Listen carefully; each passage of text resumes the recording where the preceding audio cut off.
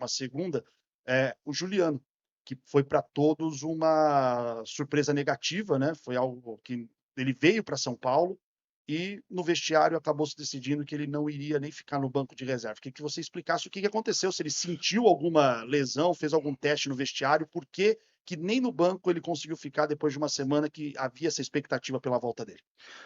Boa tarde, obrigado. Não foi decidido hoje, tá? Ele quis vir com o grupo, ficar junto, participar dessa festa bonita, sentir esse calor do torcedor santista, dessa bela festa. Ele participou muito dos treinos essa semana e está faltando um pouco mais de confiança. Estamos num momento que a gente não precisa correr riscos, né? Então, um cara com uma cabeça muito boa e que veio conversar com a gente achou melhor segurar um pouquinho mais, mas está num processo bem final, já indo para campo e participando bastante. Sobre a vitória,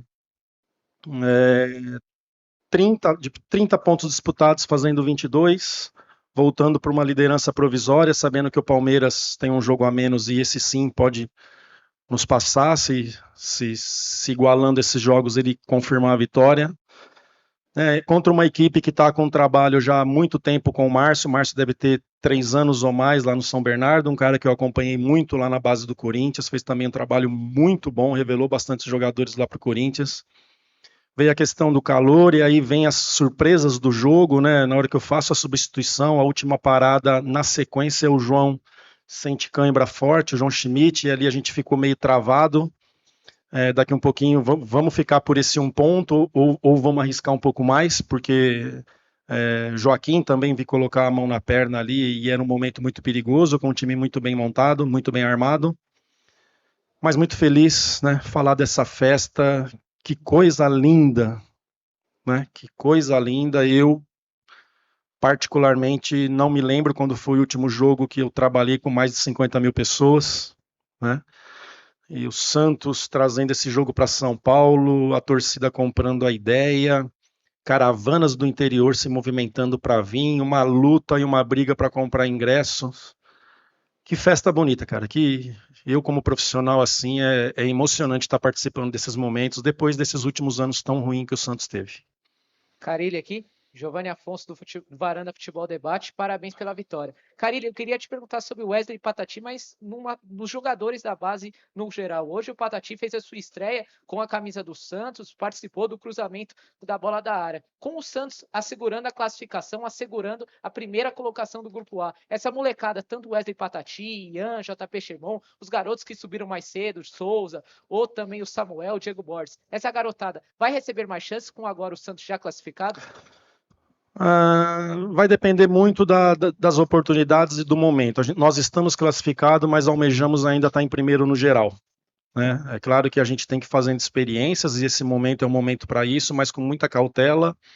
O Patati, na minha outra passagem, já trabalhou um pouco comigo, eu conheço esse atleta, né? Sei do potencial dele, sei da participação dele lá no Catar, que foi muito boa, porque a gente acompanhou essa excursão do Santos para lá.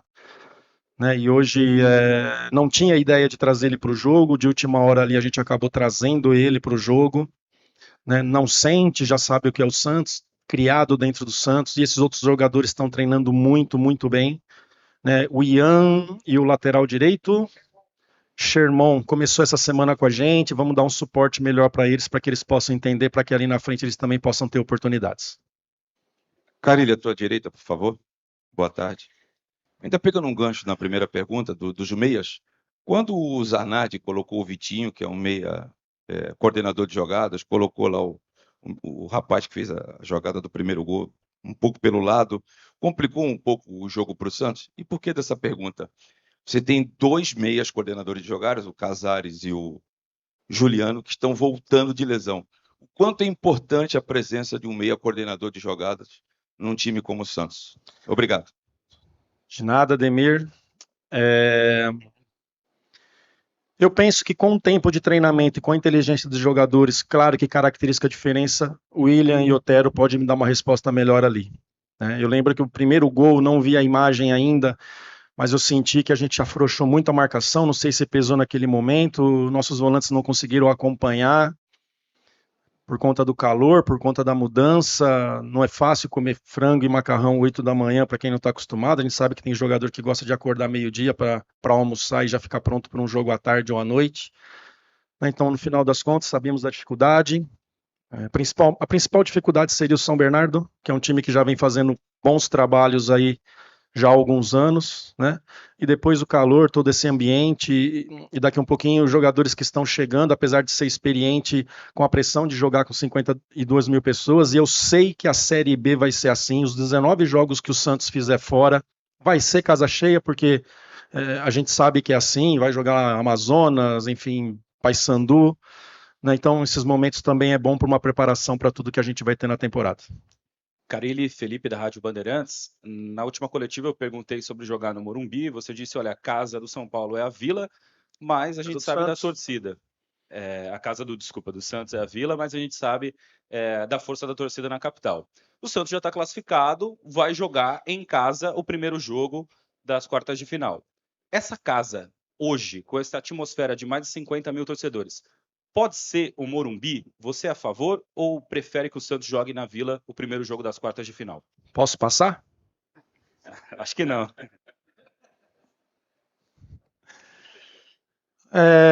Eu penso que em alguns momentos pode acontecer isso. Eu penso, tá? Acho que aqui facilita para muita gente, falando principalmente do interior, de pessoas que vieram de outros estados, que nós estamos sabendo que vieram para esse jogo. Isso pode acontecer. Não sei se num momento tão decisivo de Paulista. Aí é entender direito com a diretoria ali. Se daqui um pouquinho resolver trazer para cá, não vejo problema nenhum, mesmo sabendo da força lá, mas essa atmosfera aqui hoje foi muito legal. Mas nós sabemos da nossa força que temos em casa e o que a diretoria ali acatar, o que a gente discutir, achar que é melhor, pode acontecer sim. No Paulista não acredito, mas daqui um pouquinho na Série B pode acontecer. Fábio, Rafael Jacobucci da Rádio Craque Neto, boa tarde. Até em cima disso, né, questão de Vila, Morumbi ou outro estádio, em que aspecto técnico que a Vila dá para o Santos que os outros estádios não dão, para te colocar uma interrogação para definir em qual estádio o Santos pode ter uma sequência nesta temporada? Olha, eu sei que eu tenho alguns jovens, mas o time é muito experiente, né? Hoje eu agradecer o São Paulo aí que fez de tudo para dar uma condição legal para nós, molhar o campo antes e no intervalo, mas com 5 minutos isso acabou, né? Seca e aí o jogo fica lento, a bola não corre como tem que correr, como os estádios de hoje estão preparados para isso, né? Mas o time é experiente para jogar em qualquer campo e suportar e isso. Se eu tivesse um time mais jovem, que foi a passagem de 21, onde não podia contratar, talvez eu teria mais cuidado. Mas hoje eu sei da força da Vila, sei o quanto é forte lá dentro, né, de ter trabalhado já ali, de ter ido muitas vezes contra, né, mas é um time experiente que a gente pode jogar em qualquer lugar e dar a mesma resposta. Carille aqui, boa tarde, Iago do GE. O Carille, o Santos está classificado, já garantiu o mando de campo na Vila no mata-mata e você tem 2 jogos aí para fechar a fase de grupos. Você tem algum receio de que a concentração do seu time para esses 2 jogos caia, já que não tem mais a pressão de estar classificado, você não vai ter um clássico, você não tem um grande desafio, por assim se dizer? Só te agradecer, foi muito legal o bate-papo lá no CT, viu? Foi legal mesmo, entrevista muito legal. Não, cara, nós temos ambições. Mas quanto mais a gente estiver lá em cima, mais a gente pode trazer as decisões para nossa casa. Hoje, matematicamente, só o Palmeiras está na nossa frente, né, na questão de se eles fizerem o jogo dele, a gente fica em segundo. Então a gente tem ambição e vamos entrar muito sério nessas 2 partidas aí para chegar com o mais ponto possível para trazer as quartas, trazer a semi, quem sabe trazer a final para nossa casa. Boa tarde, Carille. Rodrigo Ferreira, da Rádio Dimensão Esportiva. O William Bigode, ele é um jogador muito renomado no futebol brasileiro, né? E eu queria que você falasse um pouquinho da entrada dele na partida, né? De ter feito o gol da vitória. E também quão importante ele é para esse grupo do Santos, né? Para tentar subir de novo para a Série A. Conheço o William desde 2011. Trabalhei com ele lá no Corinthians, sei o profissional que é. Sei o perfil que muitas vezes nem estando dentro de campo ele pode ajudar bastante. Tive uma dúvida de talvez iniciar com ele ou não a partida de hoje, e aí questão de calor, questão de horário, e eu gostei muito do que eu vi contra o Novo Horizontino quando jogou os 2 juntos, né? Então daqui a pouquinho você deixa para uma parte final de jogo 2 jogadores que se entenderam ali, mesmo sem muito trabalho, mas é um profissional assim exemplar, trabalha que nem qualquer um, né, e vai ser muito importante para essa temporada e para que a gente consiga os nossos objetivos. Fabio, tudo bem? Guilherme Nápoles da Jovem Pan. Essa foi a primeira semana que o Santos teve desde o início do campeonato livre para treinamento. E você disse depois da derrota para o Novo Horizontino que você ia usar essa semana para ajustar alguns erros e também recuperar os jogadores. Passada essa semana, passado esse tempo, com a vitória do Santos, eu queria que você fizesse um panorama de como foi essa semana para o Peixe. A semana foi muito legal, muito controlada, junto com a fisiologia, com a preparação física, para que a gente não errasse, porque muitas vezes um jogo 11 horas no domingo, você quer treinar 11 horas durante a semana e o desgaste acaba batendo, então a gente não treinou nem um dia às 11 horas, continuamos com o nosso trabalho de programação. É claro que faltou muita coisa e tecnicamente assim, a gente ficou abaixo, principalmente a parte final do jogo ali, com essa questão do calor, do cansaço, do mormaço.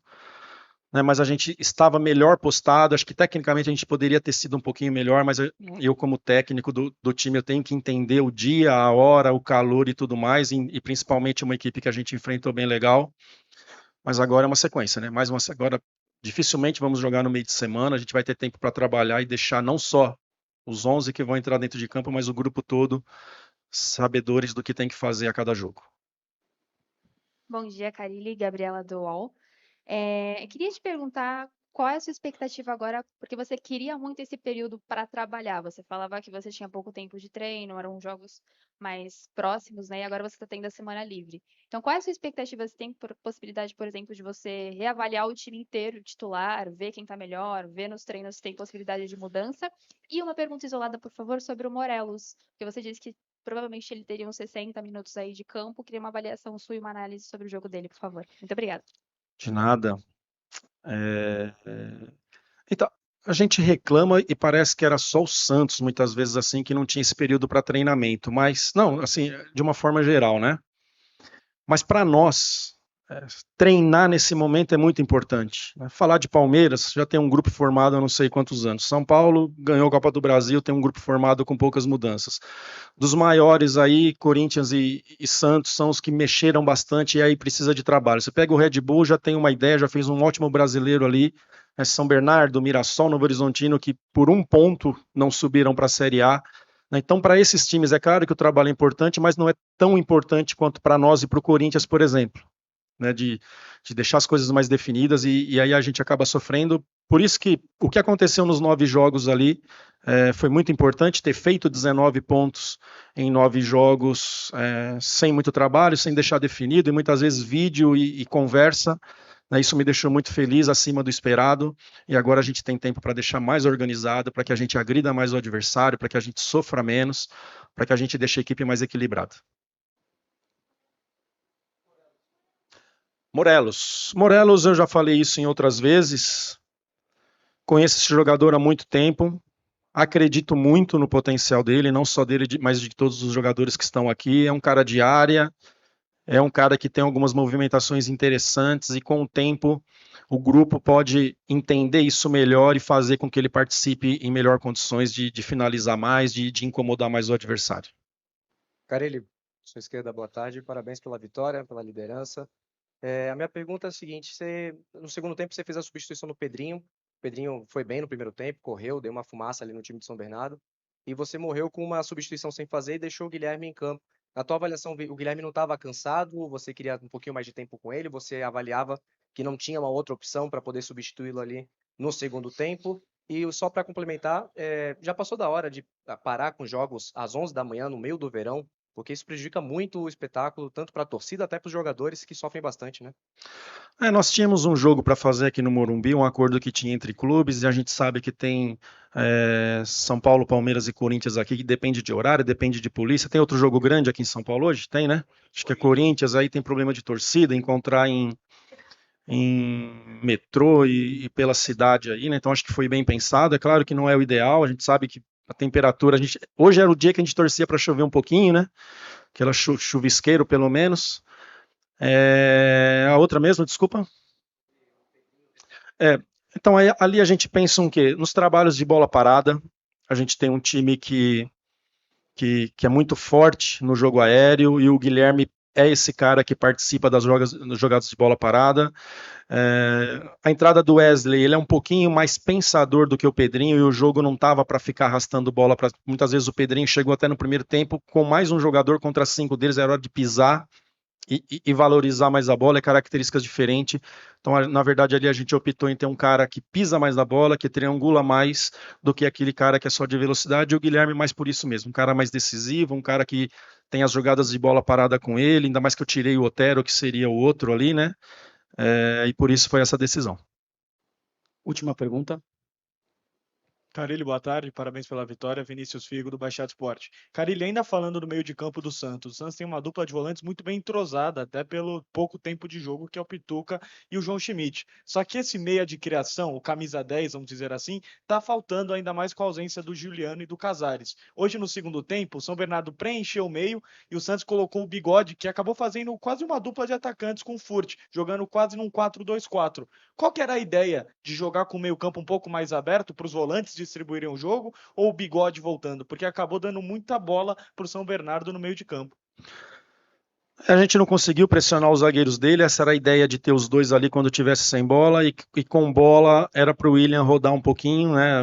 A gente até pensou em iniciar assim a partida com o William ali, que eu acho que é o que tem mais características para fazer o papel ali, jogar perto de 9. Claro que não sendo um meio armador, mas sendo um meio atacante, mas a partir do momento que a gente coloca 2 jogadores assim, o jogo tem que ser pelos lados. A gente sabe do jogo aéreo do Furk, da participação que o William tem. Entrou mais um dentro da área, que agora eu não lembro quem é. Pode ser o Guilherme. Então o jogo passa a ser pelos lados, né? Então já abriu o Patati aqui, o Guilherme lá, e o menino achou um bom cruzamento e a gente saiu vencedor com isso, mas característica de meia são os dois. Né? Os outros ali eu sei que pode dar uma resposta, mas com características diferentes. Fim da entrevista coletiva. Valeu. Muito obrigado, Carille. Muito obrigado, amigos. Uma boa